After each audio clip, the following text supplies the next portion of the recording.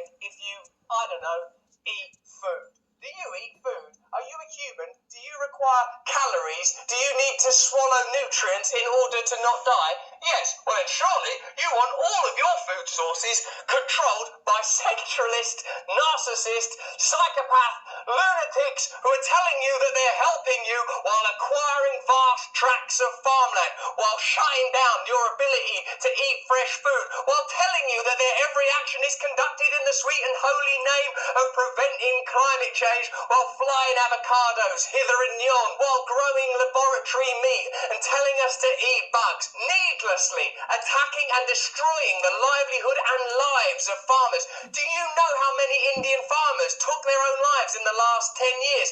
They were the early adapters. They were the harbingers. They were the canary in the cage. They were the first victims of globalism and a globalist plot to control food that is now beginning to affect American farmers, Dutch farmers, German farmers, British farmers, farmers everywhere. Do you not ever get curious? Why are farmers all over the world pissed off and blocking roads and setting stuff on fire? Why could that be? Well, it's obvious, isn't it? They've all gone right-wing. They've all gone right-wing from all of their right-wing activity. I've been running this farm for a while. My father, he brought me up on farming, using mostly the fascism of Mussolini. We sprinkle a little bit of Mussolini over the crops, and then we're over there, and it's a little bit of Goebbels over there onto the maize. It makes it grow up beautifully. So what the hell is going on in farming? In our country, Jeremy Clarkson, who's a very important, significant media figure, has a show called Clarkson's Farm. But even this mainstream product, proliferated by Amazon, the brand that perhaps above all others represents globalist consumerism, even his show, which is made by Amazon, has become a kind of anti-globalist commodity because he's talking about how his farming practices are restricted by ridiculous regulation and legislation. And if you're a farmer, you know already the moves they're making. They're making your fuel impossible to purchase. They're making your fertilizer illegal somehow. They're making your price structure not make sense. They are endlessly facilitating giant globalist corporations like Walmart or whatever supermarket is prevalent in your country have too much purchase power. And all the while, no one is telling us that it just makes common sense that all of us should be eating food that's grown or reared in the area that we're living in, that we should have as much control as possible over our food, as much awareness as possible of what's going into our mouths, as much control over seeds or livestock or whatever you want to call it as possible. And yet the trend is in the opposite direction.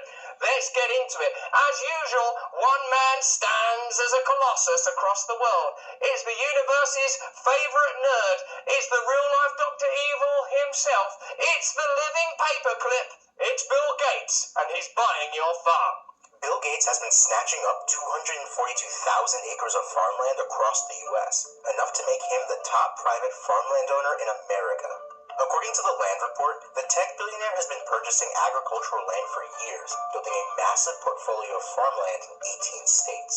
His largest holdings are more than 69,000 acres in Louisiana, almost 48,000 acres in Arkansas, and about 20,500 acres in Nebraska.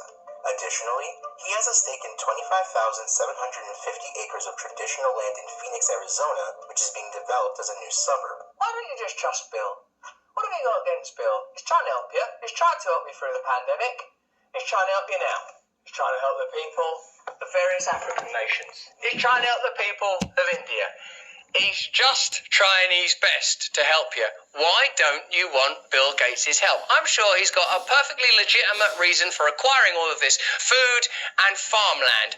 And I'm sure it has nothing to do with the centralisation of resources to facilitate, in an instant, starvation or populations that become non-compliant. Because occasionally, don't you get a glimpse of a second kingdom, the real kingdom, the fact that, like the lilies of the field or the birds, you could become free, that you are taken care of, that if you are able to peel away the layers of corruption and control, you might be able to participate in entirely different systems, and then quick enough, the record scratches and their authority is reimposed. I wonder if there's any connection between this acquisition of farmland, measures that seem designed to control and shut down farmers, and bioengineered food appearing in our supermarkets without so much as a murmur.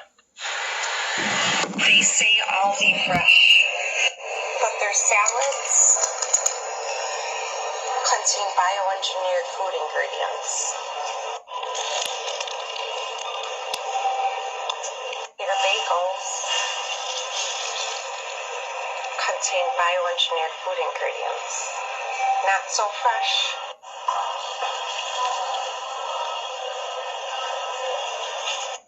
No artificial flavors, but it contains bioengineered food ingredients. Once they start sticking the insects down our throats, we'll be very grateful for the glory days of simple bioengineered natural treats. Oh, I remember when we didn't have to crunch our way for a big fistful of locusts as a lunchtime snack. Yeah, in my day we had bioengineered food, but then because of our bloody fascist farmers, the mad right-wing lunatics saluting Pol Pot and whatnot, now we've got to eat these bugs.